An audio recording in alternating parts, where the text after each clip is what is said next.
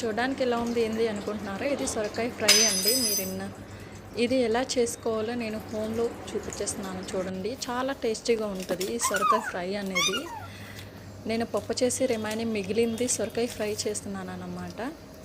మా హోమ్లో ఒక 2 పీపులే ఉంటాం కదా, ఎక్స్ట్రా అయిపోతుంది అంతా ఫ్రై.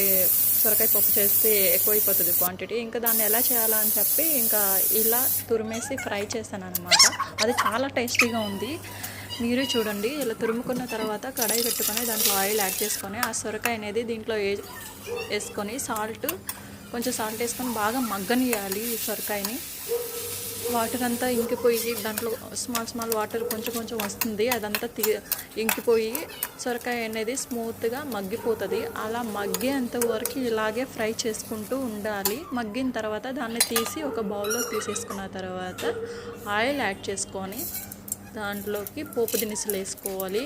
ఆవాలు, జీలకర్ర, పోపు దినుసులు, వెల్లుల్లి, కరివేపాకు, ఆనియన్ యాడ్ చేసుకొని ఇవి కొంచెం బాగా ఫ్రై అవ్వాలి. ఫ్రై అయిపోయిన తర్వాత ఆ సొరకాయది యాడ్ చేసేస్తున్నాను. మగ్గిన సొరకాయ యాడ్ చేసి పసుపు, కారము, సాల్ట్ యాడ్ చేశాను. 3 ఇంగ్రీడియంట్స్ మాత్రమే యాడ్ చేసి బాగా మిక్స్ చేసేసాను. ఇది కొంచెం మళ్ళీ మగ్గాలి బాగా, కొంతసేపు ఒక 5 మినిట్స్ దాకా బాగా మగ్గనియాలి. ఇలాగే కలుపుకుంటూ తిక్కుగా వచ్చే వరకు చేసుకొని ఫ్రై అయిపోయిన తర్వాత లాస్ట్లో దించుతున్న మనం శనగపప్పులో పొడి వేసేసుకుంటే సరిపోతుంది.